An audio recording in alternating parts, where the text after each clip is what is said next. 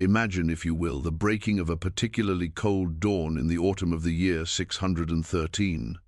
The air is sharp, carrying the foul scents of a massive military encampment suite, manure, and stale wood smoke. Before you, a vast army is assembled, not for battle, but for a spectacle. At its center is a woman. She is ancient, somewhere around 80 years old.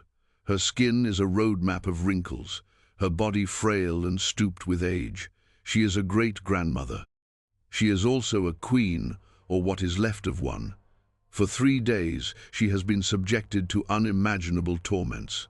Now, stripped of all dignity, she is dragged to the focal point of this grim theater. 4 strong war horses are brought forward, snorting and stamping in the chill. Ropes are produced.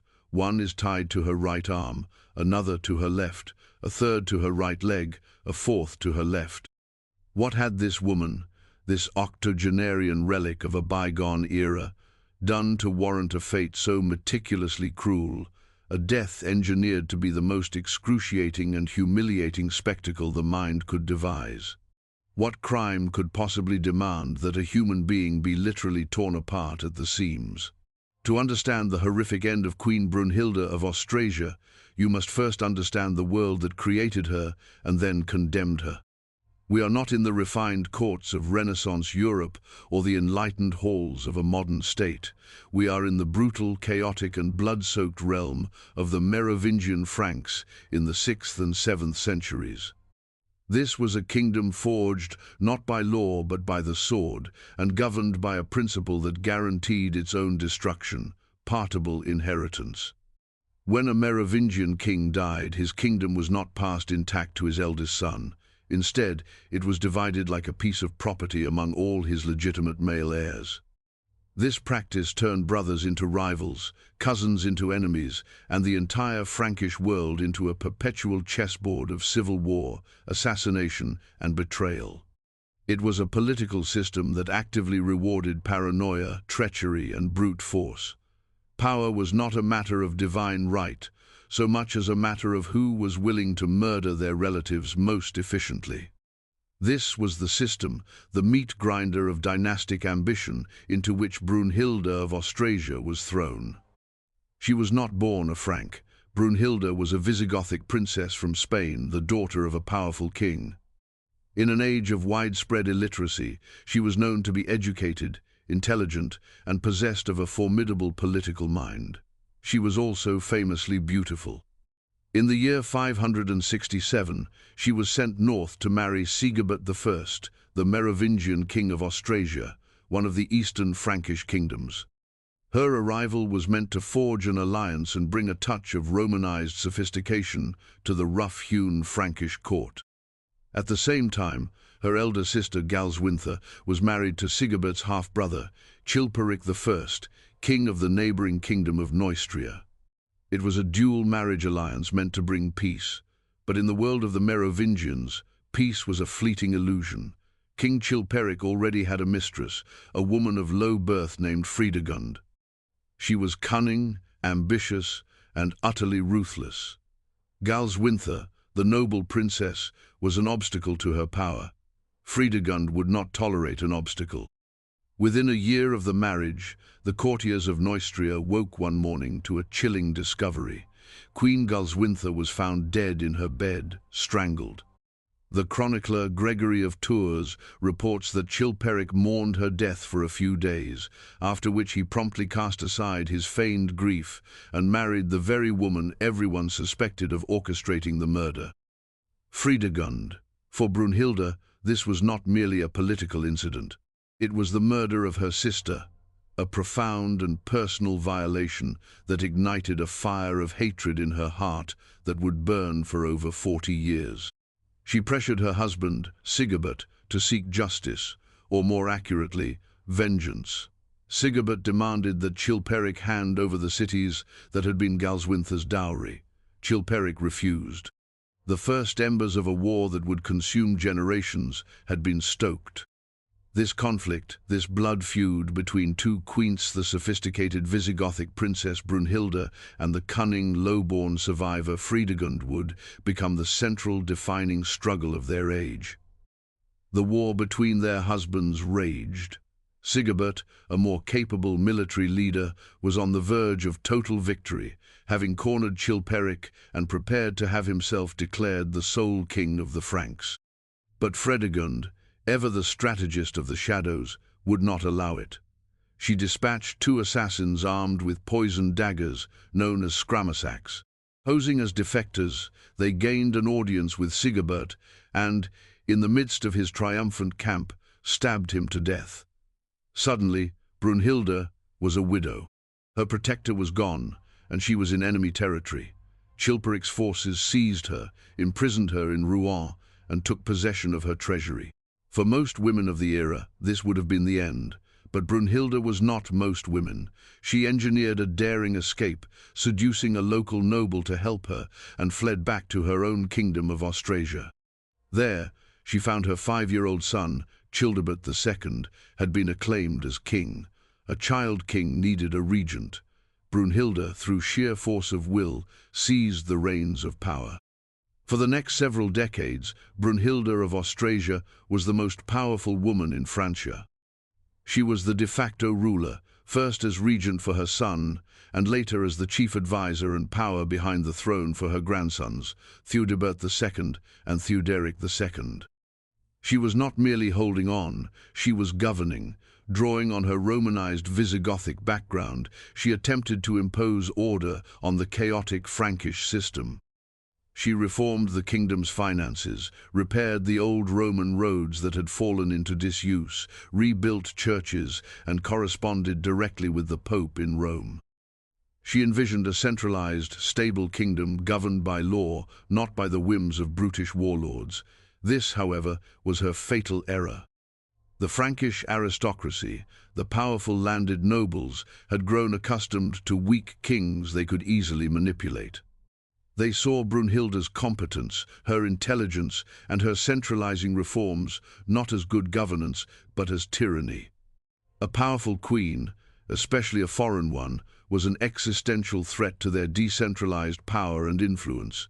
They began to whisper against her, plotting her downfall. The feud with Fredegund never ceased. It was a cold war punctuated by assassinations and proxy conflicts, a generational struggle fought through their children and allies. Fredegund, ruling as regent for her own young son, Clothar II, continued to be a thorn in Brunhilda's side, a constant source of instability and intrigue. Even Fredegund's death in 597 did not end the conflict. It was simply passed down to her son. But Brunhilda's most immediate problem was her own family. She tried to maintain peace between her two grandsons, Theudebert of Austrasia and Theuderic of Burgundy, whom she had placed on their respective thrones. But the Frankish nobles, ever eager to weaken the crown, expertly stoked the fires of sibling rivalry. They poisoned Theudebert's mind against his grandmother, convincing him that she was a domineering crone who sought to control him. In 604, he drove her from his court, forcing her to flee for her life. She found refuge with her other grandson, Theoderic, who welcomed her. Under the influence of the resentful nobility, the two brothers were soon pushed into a devastating war against each other.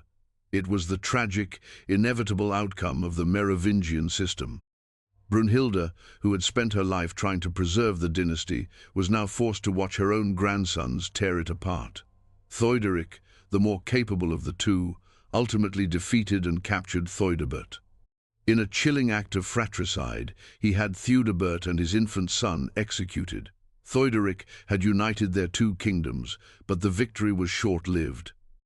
In 613, just as he was preparing to march against his old family enemy, Clothar II, he died suddenly of dysentery. The crown now passed to Theoderic's own young son, Sigebert II, Brunhilda's great-grandson. Once again, an aged Brunhilda found herself regent for a boy king. But this time she was old, isolated, and had made too many powerful enemies. The Frankish nobles saw their chance.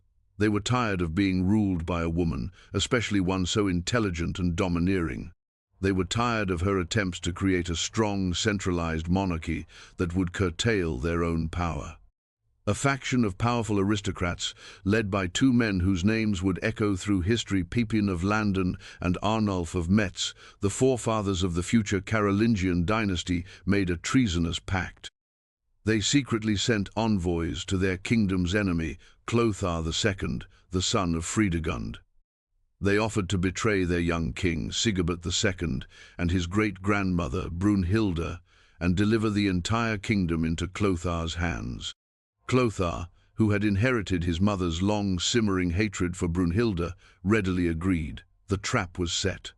When Clothar's army advanced, Brunhilda and the young Sigebert II tried to rally their forces, but the betrayal was absolute. Their own army, under the command of the treacherous nobles, refused to fight. They were captured without a battle. The 40-year war, the great blood feud, was over. Fredegund's son had won, and his vengeance would be historic in its cruelty. Clothar II, now the undisputed king of all the Franks, needed to legitimize his violent takeover. He needed to transform Brunhilda from a respected, albeit controversial, queen mother into a monster deserving of an inhuman fate. A show trial was convened. The charges laid against the 80-year-old woman were a grotesque catalogue of politically motivated fantasy. Clothar accused her of being responsible for the deaths of no fewer than 10 kings of the Franks.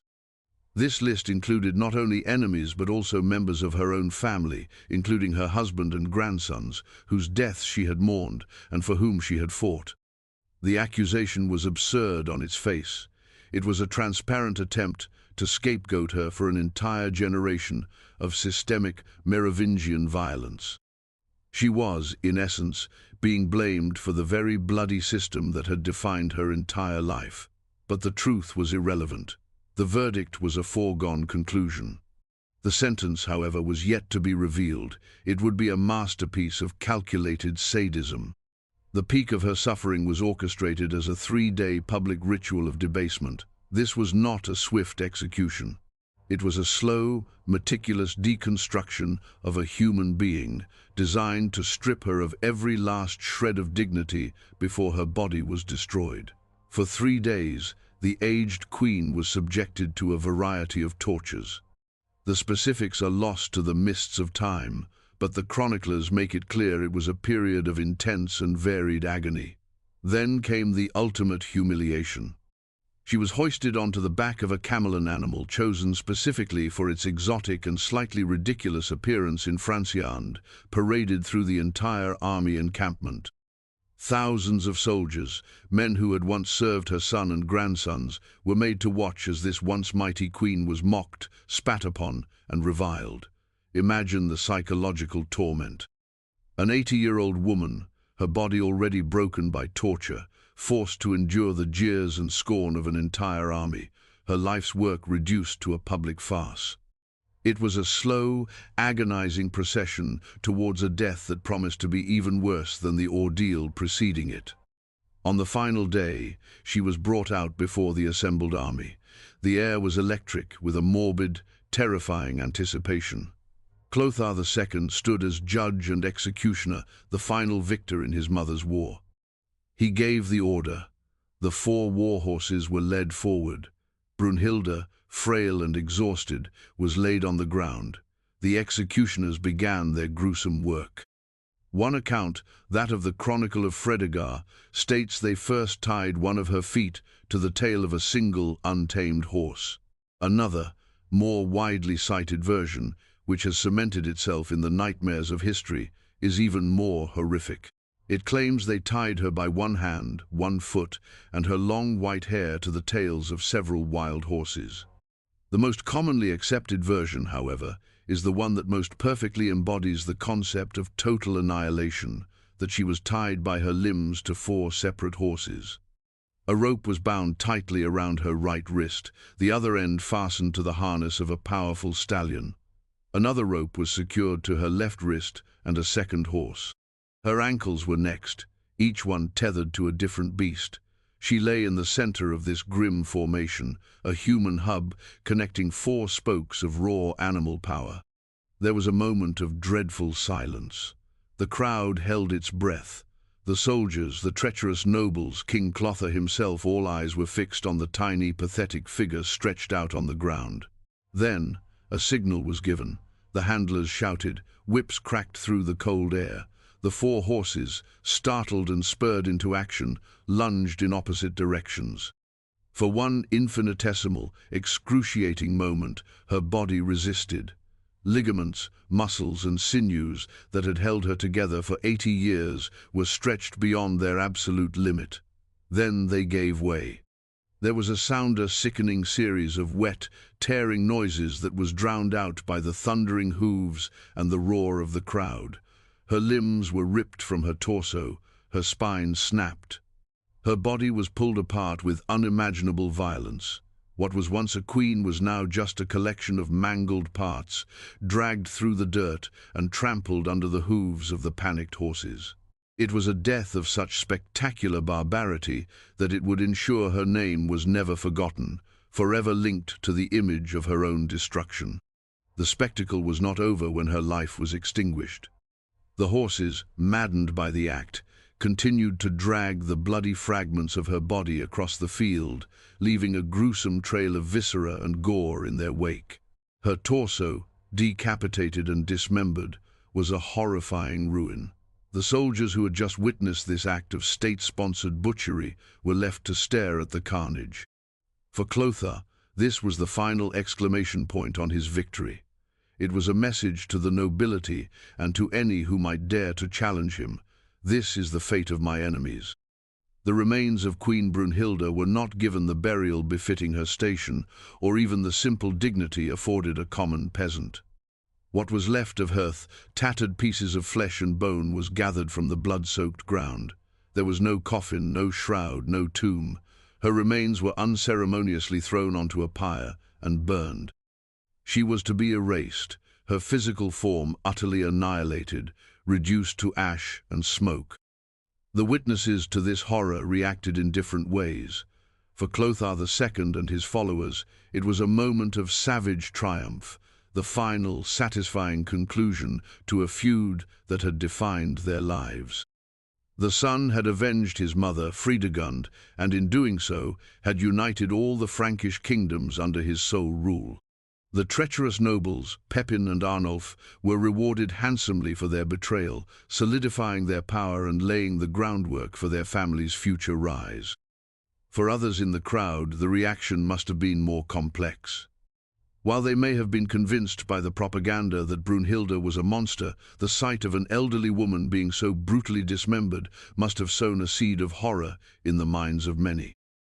This was not justice. It was a ritualistic slaughter, a display of power so absolute and so cruel that it bordered on the demonic. The inhuman howl that surely escaped her lips in that final moment would echo in the nightmares of those who heard it for the rest of their days. In the broader analysis, Brunhilda's fate was not simply the result of one man's cruelty. She was a victim of a deeply flawed and violent system. The Merovingian practice of dividing kingdoms created a political environment where civil war was not an aberration but the norm. In this world, a ruler like Brunhilda, who attempted to implement a more stable, centralized, and Roman-style form of government, was inevitably going to clash with a powerful Frankish aristocracy that thrived on chaos and weak leadership. Her intelligence, her competence, and her ambition were her greatest assets, but in the context of 7th century Francia, they were also her greatest liabilities. She was a woman who dared to rule like a king in a world dominated by warrior men, and for that she was ultimately condemned. Her death was followed by a second, posthumous execution, the destruction of her reputation. The historical narrative was seized by her enemies. Chroniclers writing under the patronage of Clotha II, and later the Carolingian dynasty that sprang from her betrayers, Pepin and Arnulf, had every reason to paint her in the darkest possible colors. They systematically assassinated her character, transforming the capable and long-reigning queen into a caricature of female evil. The Chronicle of Fredegund, a primary source for this period, is virulently hostile towards her, depicting her as a lustful, murderous tyrant, a second Jezebel. This damnatio memoriae, condemnation of memory, was a crucial part of legitimizing the new order. By making Brunhilda a monster, the treason of the nobles who betrayed her was transformed into a heroic act of liberation. History, as it is so often, was written by the victors, and they ensured that Brunhilda would be remembered not for her decades of rule, but for the manufactured depravity of her character and the sheer horror of her end. The great historical irony is that the very act that secured Clothar's power also sowed the seeds of his dynasty's destruction. By relying on the powerful nobles Pepin and Arnulf to betray Brunhilda, he elevated them to unprecedented heights of influence. He made them the kingmakers. Their families merged to form a new lineage of immense power that would come to be known as the Carolingians. For the next century, they would serve as the maiores domus, the mayors of the palace, wielding the true power behind a series of increasingly feeble Merovingian do-nothing kings. Finally, in the year 751, Pepin the Short, a direct descendant of Brunhilda's betrayers, would depose the last Merovingian king and have himself crowned with the Pope's blessing. The dynasty Brunhilda fought her entire life to preserve, the dynasty for which she endured imprisonment, exile, and war, was ultimately extinguished by the descendants of the very men who orchestrated her gruesome murder. Her execution was not just the end of a queen, it was the beginning of the end for her entire line. We return then to that cold field in 613. We see the old woman, the 4 horses, the blood-soaked ground. But now we see it with clarity. We see that her horrific death was not a punishment for any crime she actually committed. It was a political necessity. It was the brutal, bloody exclamation point at the end of a long and successful character assassination campaign. She had to be destroyed, not just politically, but physically and posthumously, so that a new power could rise from her ashes. Her story is an extreme but timeless example of a chillingly familiar pattern. It demonstrates how political narratives can be constructed to demonize a powerful figure, particularly a woman who transgresses the accepted boundaries of her time. The charges of witchcraft, murder, and sexual depravity leveled against her are the classic tools used throughout history to strip a formidable woman of her legitimacy and humanity, making any violence against her seem justified. In our modern world, we may recoil in horror at the thought of death by 4 horses. We tell ourselves we have moved beyond such barbarism, and in the literal sense, we have. Yet the core mechanics of Brunhilda's fall still resonate with an unsettling familiarity.